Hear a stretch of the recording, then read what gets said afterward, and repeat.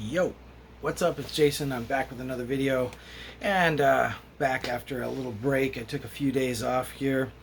I'm back doing my best of the 90s series, and this time we've got 1994 up on the platter.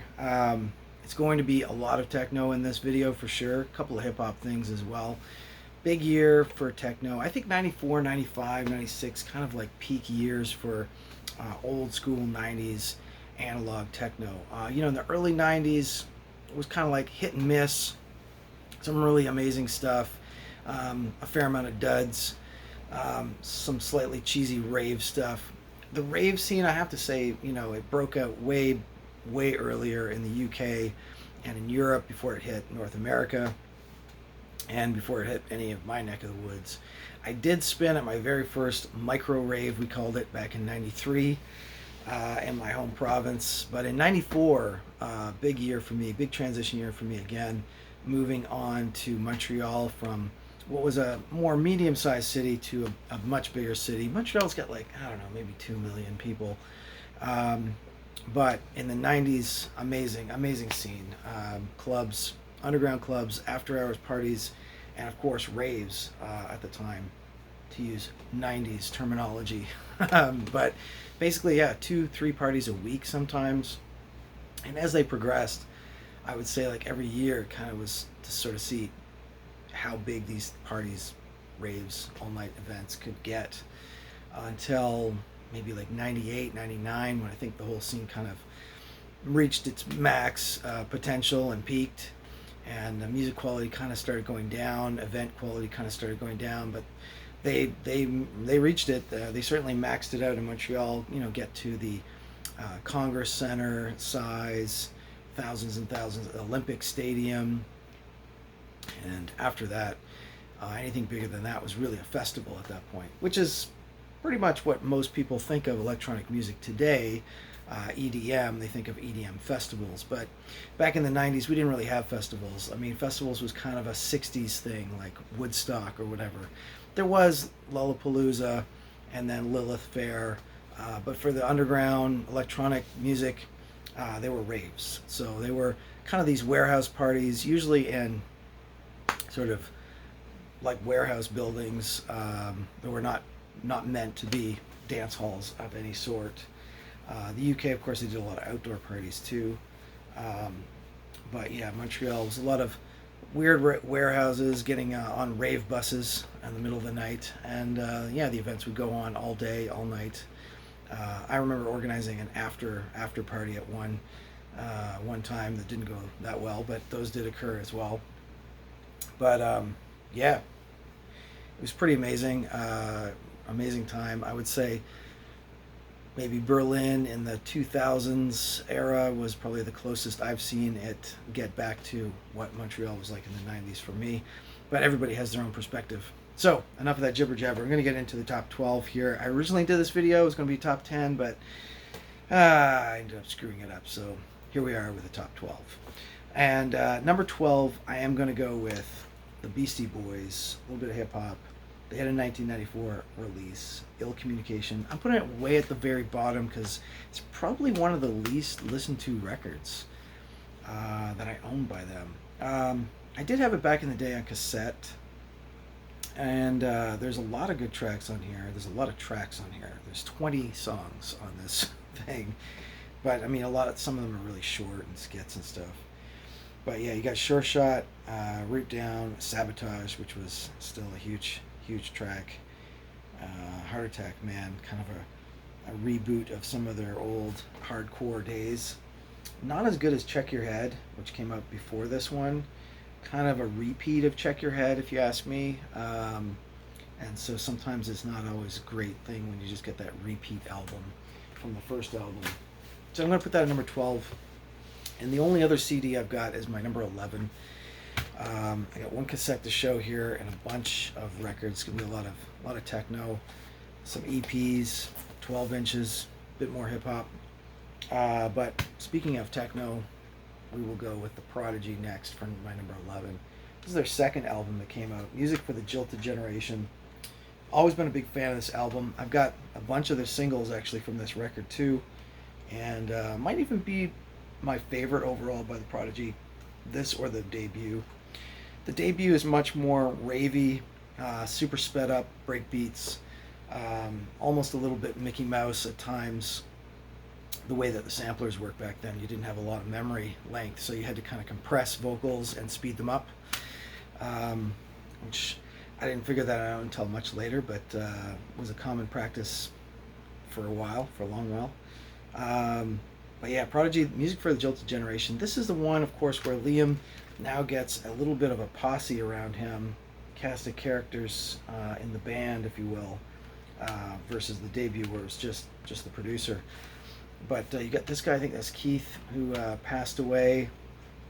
So you had dancers and MCs to kind of basically bring it out on tour. And this is on XL Records out of the UK, but it had like major label distribution, so I could get it even in my old hometown on Polygram, Canadian pressing. Yeah, the single-wise, you had Voodoo People on this, you had Poison, you had No Good, Start the Dance, and One Love. I think I have all those singles still. But even opener tracks, Break and Enter, Their Law, really good.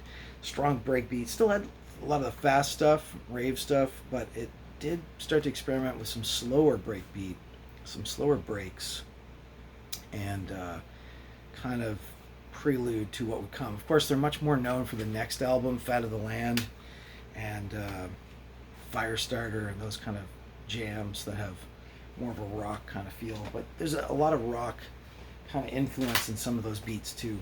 Like I said, probably my favorite Prodigy album, that and the debut. Don't have that on vinyl. It'd be nice to score one on vinyl, but I'm sure it's like really expensive at this point.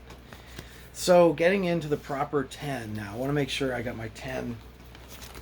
7, 6, 5, 4, 3, 2, 1. Yeah, so I'm going to go number 10, still on this breaks kind of tip, which was sort of a new style in a way in the 90s. I mean, you heard it before in hip hop, but this is not, there's no vocals to this, maybe some samples, there's no rapping or anything like that, and it's definitely a danceable kind of beat.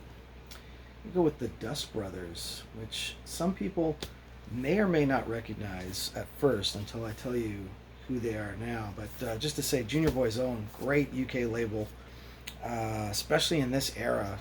They started off, I think, putting things out even in 1990, and 94 really hit their stride. I think there's like a string of 3 or 4 singles that I picked up that I still have, and I could have showed. Derek Carter had one, and the Heller and Farley and Heller from the DAT, Express 2 with a Plastikman remix. But I ended up going with this one because this one probably stands out the most of the 3. I don't know, all 3 of them are really good, but my Mercury Mouth EP. So the Dust Brothers UK, a couple of guys named Ed Simons and Tom Rowlands, later became the Chemical Brothers. They basically started off as the Dust Brothers, but they had to change their name because producers of these guys were also named the Dust Brothers, starting out on the Paul's Boutique album for Beastie Boys. So to not get confused, I guess, between the LA and the UK Dust Brothers, these guys became the Chemical Brothers. At least one of these tracks, I think, is on a Chemical Brothers album, maybe on the debut. This is my Mercury Mouth EP. So you got that, and If You Cling and I'll Clung to You, and Dust Up Beats. Really killer single. Still play it from time to time on Junior Boy's Own. Dust Brothers. So number 9, I got to go with a little bit of house music here because this track, I mean, I could not put this in the top 10. This track was just everywhere, all over the place when it came out, and kind of grew over years afterwards even as a massive club hit from the 90s. Talking about Bucketheads and the Bomb on Henry Street out of New York. Bucketheads, of course, is Kenny Dope, one half of Masters at Work production company, along with Little Louie Vega, who also gets a shout out on the production here, so it's kind of the same too. But yeah, Kenny Dope did a lot of hip hop production as well as house, and this track, when it first came out, I don't know if I had any Kenny Dope. Maybe I had something by him before this record. But yeah, we heard this basically in the record shop, and I was like, gotta snatch that right away. Henry Street was also a great label in the 90s, had Armand Van Helden as well. Now, a lot of people would know this not as the bomb, but the A side, These Sounds Fall Into My Mind, which I think had a video as well. Big disco sample track, basically sampling Chicago's debut album, Street Player by Chicago, in fact. Which I didn't know until much later on. Probably in the 2000s I finally got a copy of that Chicago record. So yeah, if you heard Street Player with a house beat, it's pretty killer. And I Want to Know on the other side is also a slamming track. So yeah, that's my debut of the Bucketheads that I got. I never picked up the album or anything. The single was the jam. Got that when it came out in the record shop. Of course, back in the day, in those days, you had to kind of go to the record shop for the DJ stuff. You had to go there kind of when the singles came out, or when they got their mail order, which usually was a Thursday night for this one particular shop. The place would be packed with all the local DJs, club guys, etc., many of whom had their records already stashed away behind the counter for them when they got in, and then they sort of went around the shop, picked up other stuff. I was lucky enough to scoop that before it was completely gone. I'm pretty sure it was on one of those Thursday nights. Next up, I'm going to go with, where are we at here? Number 7. Going to go with a hip-hop pick. I got to go with this Gangstar record. A record I did not get in 1994, but I picked up a little bit later, maybe 10 years later. Found it locally for $22. In pretty mint condition, I gotta say. Now, Gangstar was on Chrysalis Records, major label, but not a great label for hip hop. I don't think they really knew how to market it that well, or put out the singles, etc. But this one, just realized you got a picture of Jeru the Damager on the back too, so they've scooped up some people in the posse here. And I think this is kind of a white label promo edition. I think it's a UK press, but as you can see, the stickers are white.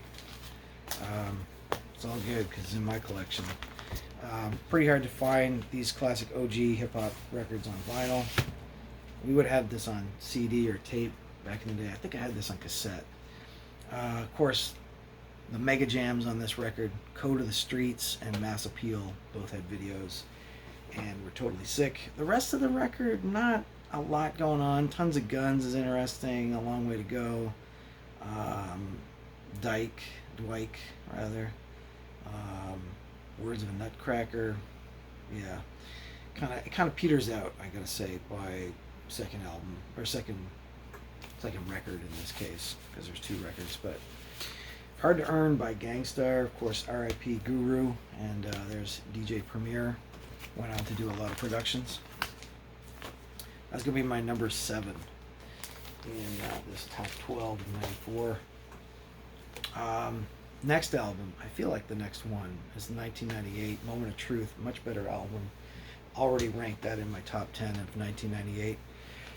Because I think I do have a couple of videos already up for later years of the 90s. I'll put a link down below to the playlist. Next, I'm going to go number 6 with an artist I showed in my last video in 1993. He comes back for more Richie Hutton, Plastikman. Here he is. The logo is front and center on this. This is the UK version of the album called Musik.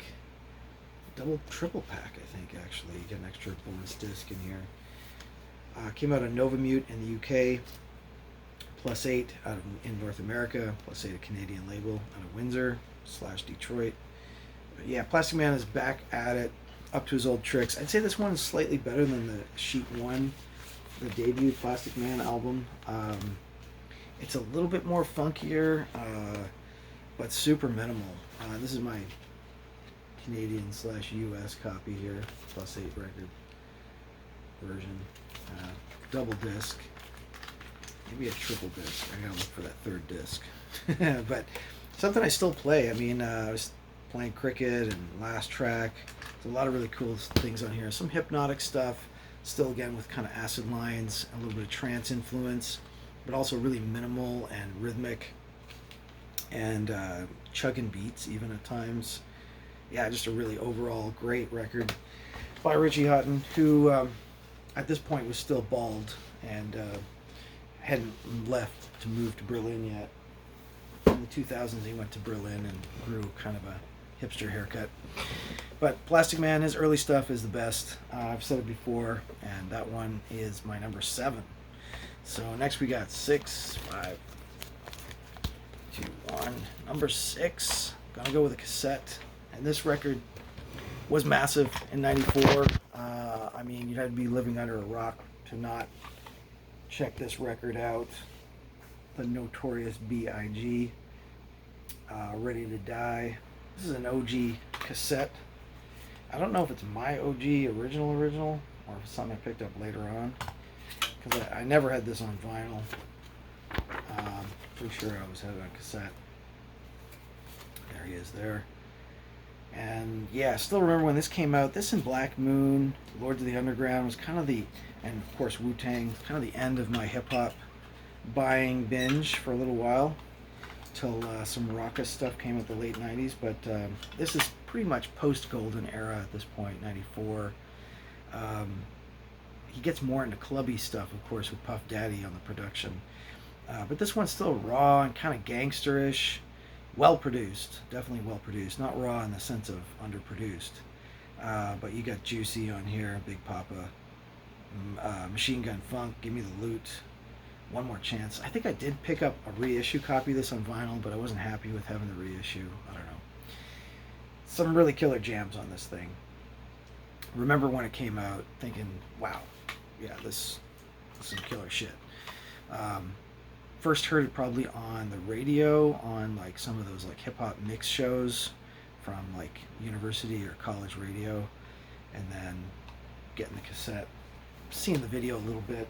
Didn't really have TV at that point, being a student, being a broke ass student. So yeah, 1994's Notorious B.I.G. is my number 6, just outside the top 5 here. So we got 5 to go. I'm going to go with this one at number 5. I originally had put this next one way up, even number 1 or number 2, just because of the historical significance of it. Played it to death back in the day, but I don't play it that often now. It is a full-length album. Got it on 2 discs. This is Rob Hood, Minimal Nation. Groundbreaking record. I got a couple of minimal things in here. Minimal dub techno. More on the minimal side than dub, I'd say. Very fast BPMs, actually. That's what those stickers mean. 150, 152 BPMs.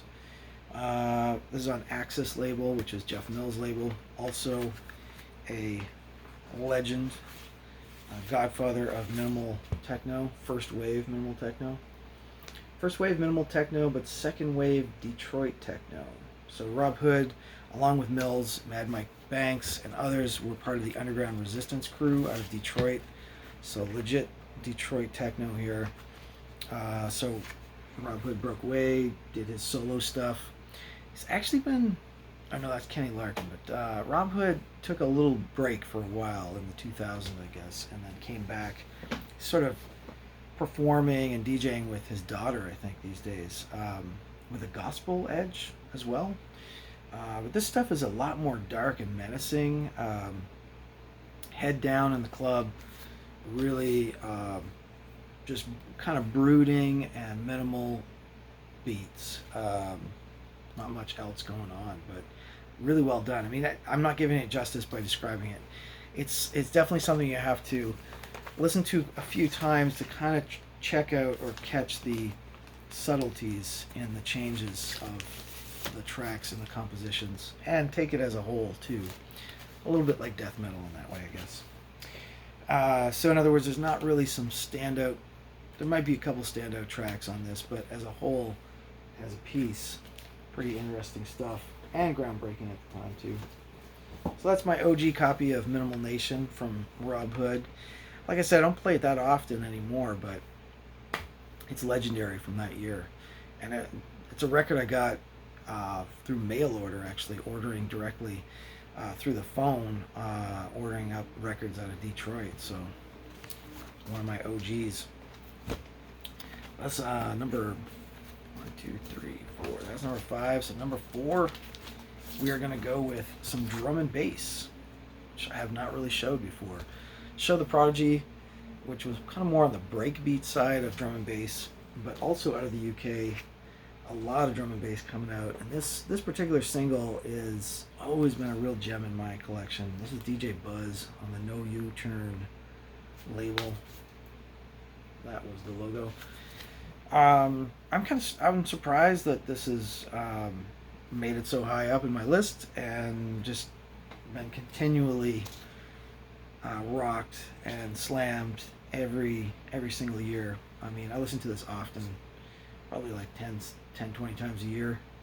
Slave Special is A-side, and Watch Me Now on the B-side. They're both really killer. Of course, Slave Special has a vocal sample of Grace Jones from her Slave to the Rhythm vocal, but then just really top-notch drum programming. I guess it's called tech step. I think the No U-Turn label kind of pioneered the tech step version of drum and bass, so a bit of a techno or technical aspect.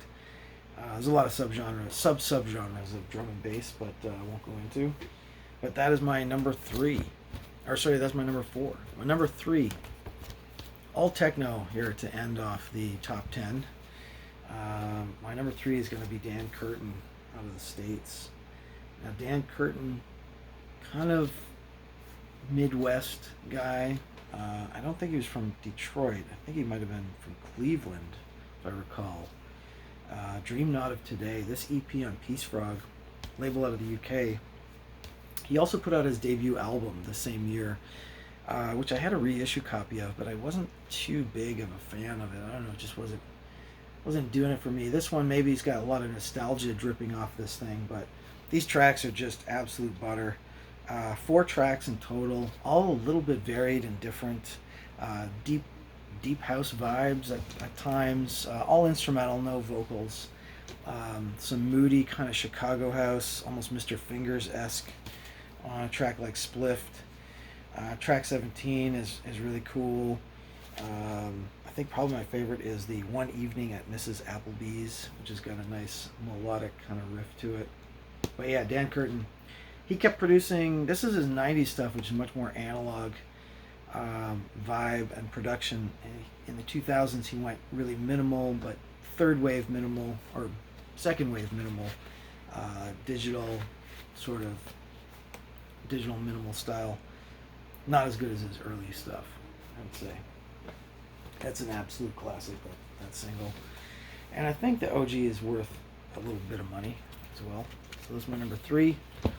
My number 2, man, these top 2 could easily interchange. I'm going to go with this one at number 2, but it could also be number 1. From Germany, from Berlin, I'm going to go with Phylyps Trak by Basic Channel. And yeah, it's pretty minimal looking, even on the sleeve. There is no sleeve on the center label. So second single by these guys, Basic Channel, Moritz von Oswald, who some people will know from his solo work, really great electronic music musician. He was also a member briefly of Palais Schaumburg, which I've shown many times, for the German new wave kind of no wave kind of scene of the 80s. Here he is absolutely pioneering, along with the other guy I can't quite remember, some minimal dub techno, very dubby, very hypnotic, repetitive beat. Just an absolute classic. The best one by Basic Channel. They have a series of singles and an album, etc. They also record as Maurizio and a few other names as well. And I think these are the guys that started Hardwax, the record shop in Berlin, if I'm not mistaken. Detroit influenced as well. I feel like they might have put out some Detroit stuff on the Basic Channel label, but I'm not sure. But yeah, it says Basic Channel on the Basic Channel label. Phylyps Trak 2. Total classic. Classic techno. And last but not least, we got to wrap this up. It's going on forever. I'm going to go with DBX, Dan Bell, out of Detroit. Here we go. second wave Detroit artist, along with, you know, Richie Houghton, Rob Hood, Jeff Mills, that whole gang. Dan Bell's kind of stands out as some of the more house, techno house releases. And this one is just absolutely blistering. Losing Control. Of course, there was also a remix single that came with this too, separately. You got Losing Control, Beat Freak, Livewire, and Spock's Brain, which has a little bit of a strangeness to it. Just kind of minimal beats again, but really groovy and kind of funky, I guess, in a way. It's been a staple in my collection for a long time, ever since it came out. I think this is my second copy because I noticed that this one had a few scratches on it, so I'm hoping this is my secondary copy. But nevertheless, that's going to be my number one DBX Losing Control EP on Peace Frog Records out of the UK. Hope you guys enjoyed it. I'll put some links below because I'm sure you haven't heard some of this stuff. I'll see you on the next one.